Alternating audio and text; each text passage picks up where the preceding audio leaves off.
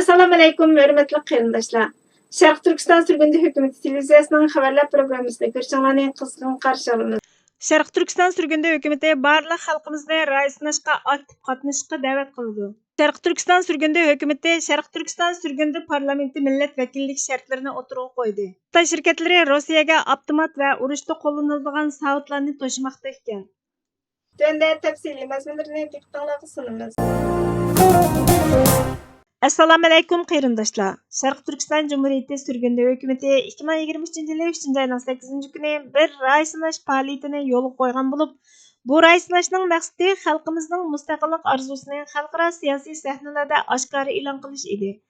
Chunki Sharq Turkiston masalasi inqilobchi to'niga o'rnab olgan Xitoy g'alchilarining xalqaroni aldishi natijasida xalqarada Uyg'urlar Xitoylardan ayrilishni xohlamaydigan degan qarash hokim bo'lib kelmoqda. Ve Sharq Turkiston masalasimi Xitoyning ichki ishi bo'lib ko'rinmoqda edi. Bu aldamchilikni Xitoy istihboroti bizdan ko'rinadigan yoki Xitoyga qarshidek ko'rinib, Xitoy uchun ishlaydigan munofiqlar orqali o'nlarcha yil aldamchilik qilish bilan ro'yobga chiqargan edi. Shuning uchun xalqaro aldinib, rost bu Uyg'ur degan millat Xitoydan ayrilishni xohlamaydigan o'xshaydi deb o'ylaydigan holga kelgan edi. Bu ahvol yaqinqi zamonda nurg'un siyosiy sahnalarda oshkora bo'ldi. Shuning uchun Sharq Turkiston Cumhuriyeti sürgündü hökuməti Sharq Turkiston xalqining haqiqiy arzusini aks ettirib, Xitoyning bu aldamchiligini oshkor qilish orqali xalqaroni Sharq Turkiston masalasida to'g'ri qarash bilan ta'minlashni nishon qilgan edi. Bu rayisnashdan Xitoyning rahatsız bo'lishi tabiiy edi. Shundaqla bu rayisnash Sharq Turkiston xalqining mustaqillik arzusini izhor qilishda bekla muhim bo'lganidek, kimning kim ekanligini ayirib chiqishdimi bekla muhim edi. Ko'rib turganinglardek, bu rayisnash faoliyati bizdan ko'rinib, Xitoy tajovuzchilariga ishlaydigan chet eldagi Xitoy kadrlar qo'shinining va indigenous shakllarining jon tomiriga tegib ketdi. Chunki bu rayisnash faoliyati bu Xitoy kadrlarining yillardan beri qilib kelayotgan Sharq Turkiston masalasini Xitoyning ichki ishi qilib ko'rsatish hilisini va Sharq Turkiston xalqining Xitoy bilan birga yashash istagi borligidan iborat suiqasdini bichit qilib tashlaydi. Shuning uchun bu kadrlar qo'shini bu rayisnashda o'zini yo'shirishga amalsiz qolmoqda edi. Har kishiga ma'lum bo'lganidek, bular bu rayisnashda mustaqillik deb ra'y bersa, Xitoy xo'jayinlari xafa bo'ladi va biz o'zimizni yo'shirish uchun shunday qilishga majbur bo'ldik desimi unmaydi. Agar bular bu rayisnashga avtonomiya deb ra'y bersa, ular o'zlarini oshkorlab qo'ygan bo'ladi-da, yanada Xitoy bularning oshkora bo'lib qolishini xohlamaydi. Bularning Xitoy kadrlari ekanligi oshkorlanib ketsa, bularning yillarcha ishlab qo'lga keltirgan va Xitoyning xo'sh qilgan natijalari bekor bo'lib ketadi va Xitoyning g'azabiga uchraydi.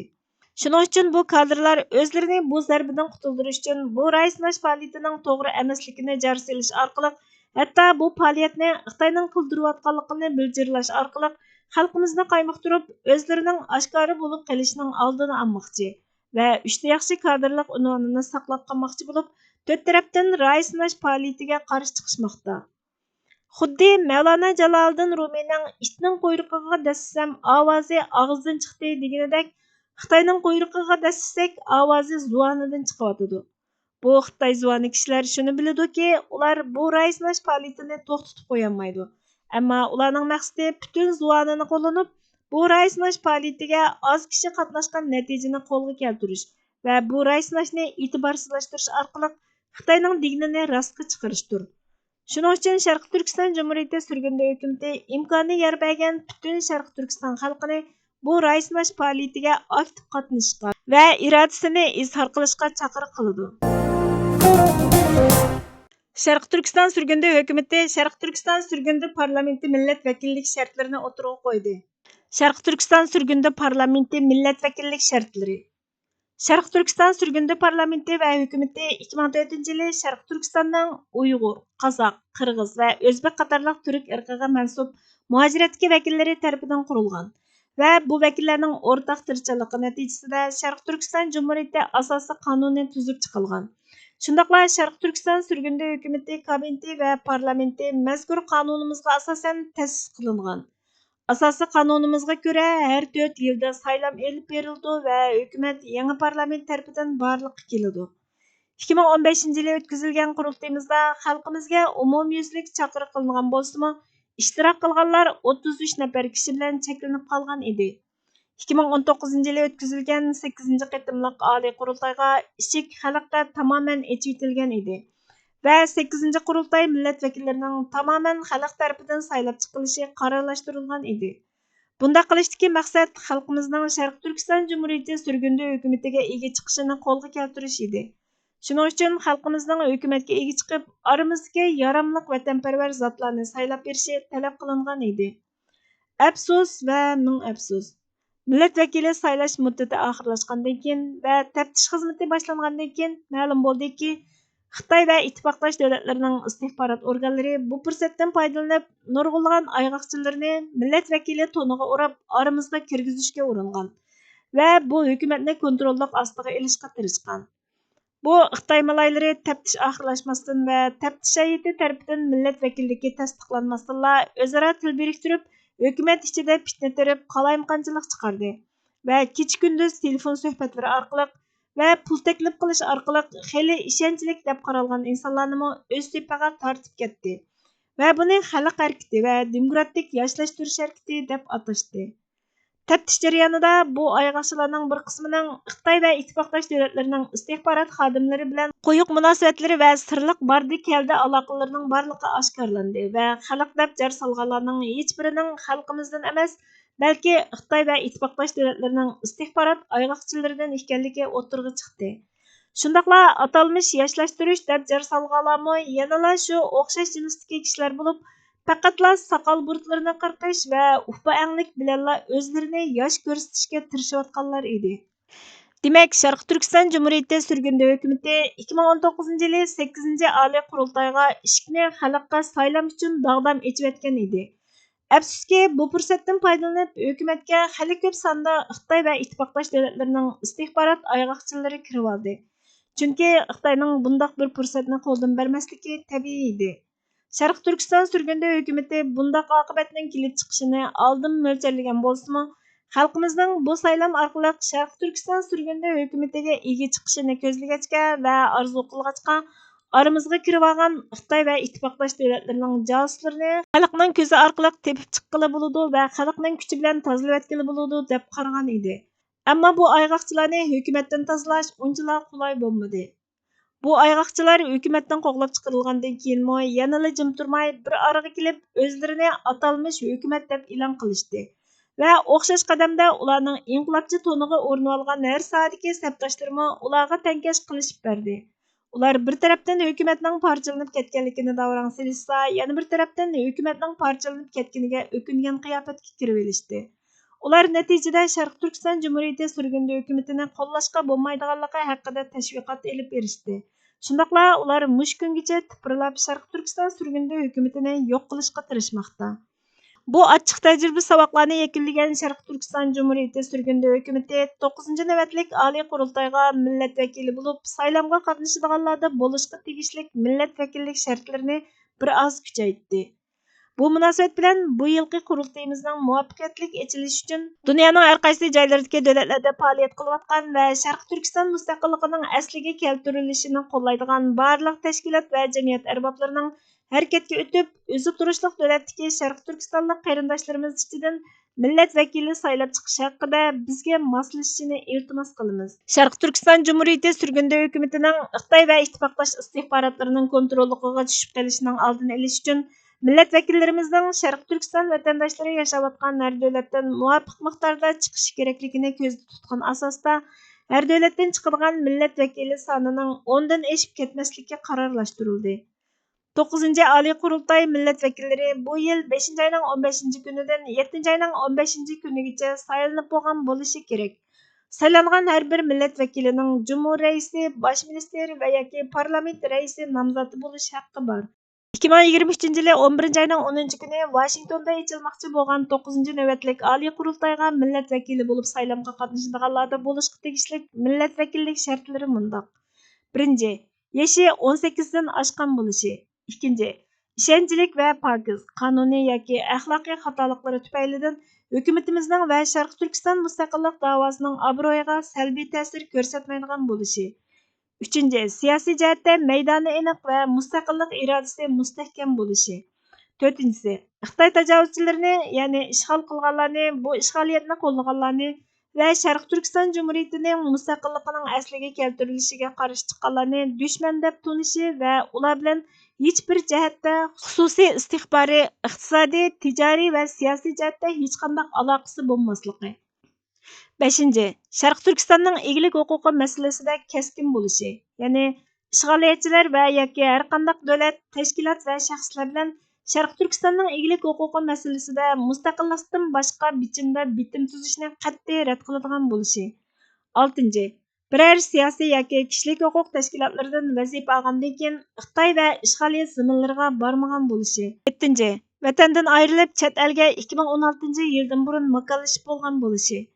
2016-yildan keyin vatanga borganlarning vatandan chiqarılishidagi yo'l va sabablari aqlga muvofiq bo'lgan va pokizligi isbotlanganlar buningdan mustasno va 2016-yildan keyin Xitoy va ishg'oliyat zaminlariga bormagan bo'lishi. 8.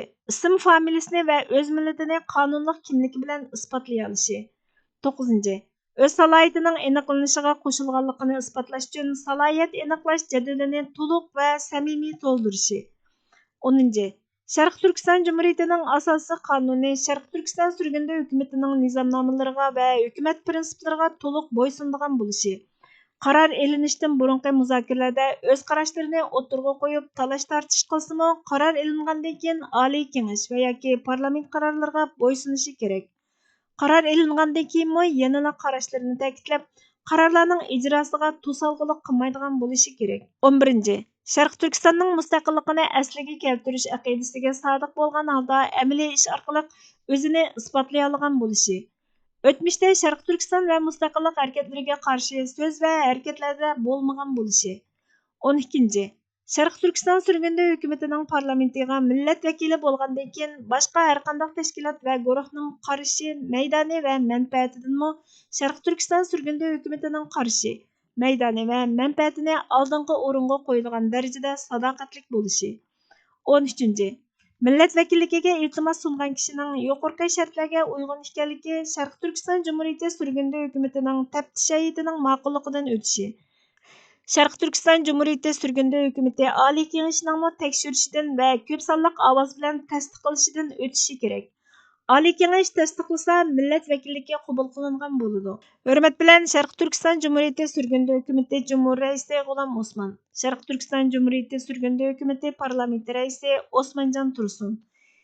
2023-yili 3-oyning 15-kuni. Xitoy shirkatlari Rossiyaga miltiq va urushda qo'llaniladigan savodlarni to'shimoqda ekan.